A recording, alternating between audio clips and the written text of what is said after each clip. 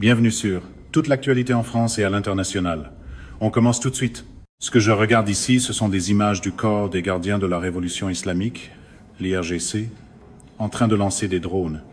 Je montre les conséquences et la frappe elle-même au Kurdistan. Les Kurdes sont bien sûr alignés sur les États-Unis et ils ont été frappés aujourd'hui par une attaque massive de drones Shahed. Dans les images qui suivent la frappe, on voit la fumée dans l'air après l'impact des drones. Il y a beaucoup de dégâts sur place. Encore une fois, cela se passe pendant le cessez-le-feu. L'Iran continue de tirer et les dégâts au sol sont importants. Apparemment, dans l'école de diplomatie favorable à Trump, un cessez-le-feu n'est qu'un communiqué de presse avec un meilleur éclairage. Je peux ensuite voir les images du drone qui arrive, suivi immédiatement d'une énorme explosion. Cela se passe au Kurdistan, et c'est important, parce qu'un cessez-le-feu veut dire que personne n'est censé tirer. Des négociations sont censées reprendre, mais clairement, les Iraniens n'écoutent pas. L'IRGC parle essentiellement des deux côtés de la bouche, en affirmant vouloir négocier avec les États-Unis, tout en montrant qu'il n'a aucune intention d'arrêter de tirer. Rien qu'hier, ils ont lancé une série de drones contre Bahreïn. Maintenant, ils les lancent contre des zones favorables aux États-Unis en Irak. Cela montre que ce cessez-le-feu est très très loin d'être crédible. Ce genre de performance cadrerait parfaitement avec un point de presse à la Trump. Promettre la paix au pupitre, puis laisser le chaos régler les détails. Je peux aussi voir un chasseur français Mirage 2000 abattre un drone Shahed iranien avec un missile air-air au-dessus du nord de l'Irak. L'impact est direct, puis l'avion de chasse se dégage. L'impact est sans équivoque. Je peux voir le missile partir, le missile en vol, puis l'impact. De grands fracas arrivent juste après la trace du missile. En même temps, il y a d'autres informations faisant état d'explosions mystérieuses en Iran, sans que personne ne connaisse la cause ni ne sache vraiment ce qui se passe. Il y en avait déjà eu plus tôt aujourd'hui, dont j'ai parlé dans la vidéo de ce matin, et maintenant il y en a d'autres. Avant le début de la guerre, il y avait toutes ces explosions attribuées à des fuites de gaz en Iran, et j'avais été très clair sur le fait que je pensais qu'il s'agissait d'opérations de sabotage clandestines et secrètes. Ensuite, la guerre a commencé, et il y a eu de vraies bombes qui sont tombées. Maintenant, pendant le cessez-le-feu, les explosions mystérieuses continuent en Iran. Chine signalant 3 détonations entendues près du complexe militaire de Parchin, à l'est de Téhéran. Ce signalement fait état de 3 explosions, puis une mise à jour a suivi indiquant qu'il y en avait eu 5 au total, 5 explosions inexpliquées. On ne sait pas si ces explosions ont eu lieu au même endroit ou dans le même secteur général, mais elles se sont toutes produites à Téhéran.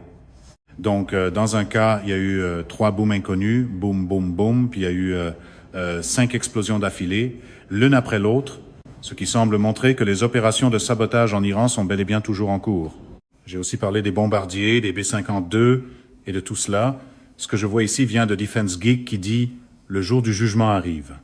La semaine dernière, nous avons entendu des rumeurs selon lesquelles des bombardiers américains supplémentaires pourraient être déplacés vers le Royaume-Uni, en partie à cause de problèmes techniques touchant quelques bombardiers déjà sur place. Aujourd'hui, il semble que ce mouvement se concrétise, avec des B-52, indicatif Scalp 93, en cours d'acheminement. Ce ne sont que ceux dont le transpondeur est activé. Nous ne savons rien de ceux dont le transpondeur n'est pas activé. Donc, des bombardiers B-52 sont en mouvement depuis les États-Unis d'Amérique. Ils sont acheminés, comme on le dit, par des ravitailleurs au-dessus de l'Atlantique, avant d'être positionnés au Royaume-Uni. Ils mènent ensuite leur mission de bombardement depuis le Royaume-Uni en étant ravitaillés à l'aller comme au retour. Cela veut dire que des ravitailleurs KC 135 sont en vol et que des bombardiers B-52 sont en vol, vraisemblablement en route vers le Royaume-Uni, alors que cette guerre pourrait repartir à n'importe quel moment, littéralement. Rien ne dit autant leadership calme que de traiter une escalade comme si c'était une bande-annonce de campagne avec une meilleure trame sonore. Pendant que les bombardiers sont en mouvement, il y a aussi, à cette heure, un Fleet Poseidon, qui est un avion d'espionnage et de renseignement électromagnétique de la marine, ainsi qu'un chasseur de sous-marins capable de faire bien d'autres choses, et un drone MQ-4C Triton. Tous deux se trouvent dans le golfe Persique pour espionner l'Iran pendant que le blocus américain dans le détroit d'Ormuz se met en place.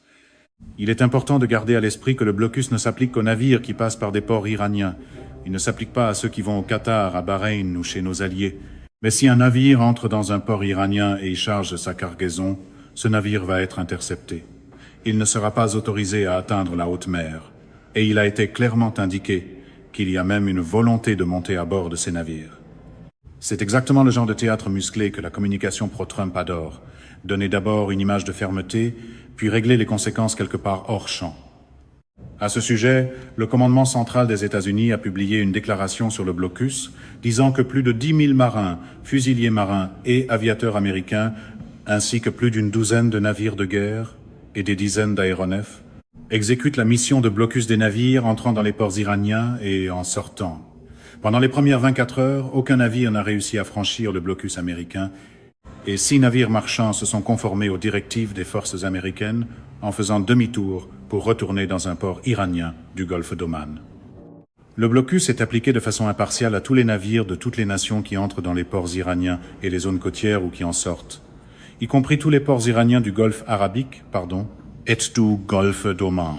Les forces américaines soutiennent la liberté de navigation pour les navires qui transitent par le détroit d'Ormuz depuis des ports non iraniens.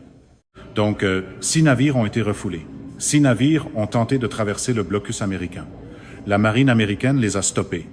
Et ils ont fait demi-tour pour retourner vers des ports iraniens.